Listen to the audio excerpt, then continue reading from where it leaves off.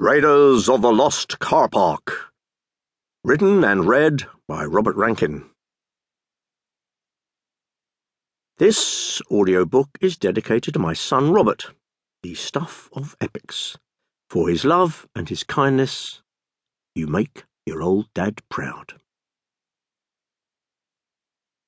As if you hadn't guessed, we are not being told all of the truth. There are truths, and there are truths, and then there are ultimate truths. Allow me to explain. If you have ever attempted in the spirit of scientific discovery to glue a rectangular map of the world onto a sphere of the same scale, you will soon have realized that it cannot be done. There is simply too much map. Now, why should this be? The greybeards of the Royal Geographic will spin you a lot of jargon about orthomorphic map representations and parallels and meridians and scale being exaggerated in increasing proportion to the lessening proximity with the equator. But then they would say that, wouldn't they? That would be what they call a truth.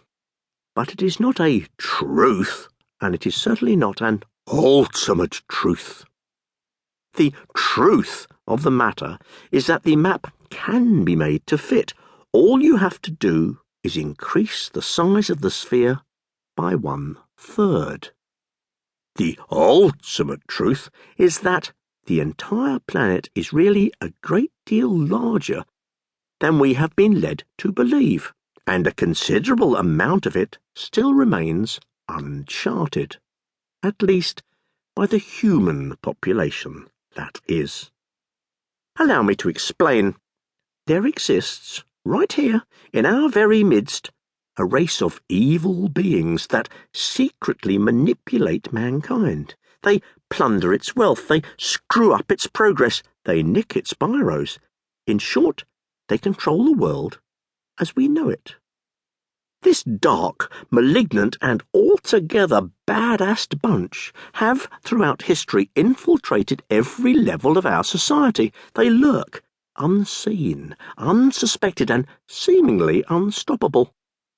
Growing ever in number, bent upon the ultimate downfall of the human race, and ruled over by a merciless tyrant, known to millions as the hidden king of the world. And his gopher, Arthur Kobold. Their pest holes are everywhere, hundreds across London alone, each stacked high with a boundless fortune in stolen booty. But you won't find the locations on any atlas or street directory. They are well concealed. Because these vile beings inhabit all those bits and pieces you had to snip off your rectangular map of the world to make it fit onto the sphere. They inhabit what is known as the Forbidden Zones. And that is an ultimate truth. The discoverer of this ultimate truth, and many more besides, was a most remarkable man. His name was Hugo Artemus Solon Saturnicus Reginald Arthur Rune. He was a mystic, a magus, and a master of the arts magical. He was a poet and a painter and a prophet, a guru to gurus, and the best-dressed man of 1933. Hardly anyone remembers him today. At the height of his celebrity between the wars, Rune was lionized by high society and held the ear of princes and popes. He could be found dancing the night away with Greta Garbo, fly fishing with Franklin Delano Roosevelt, sharing a joke with Haile Selassie, or leading a conga line at a Buckhouse garden party.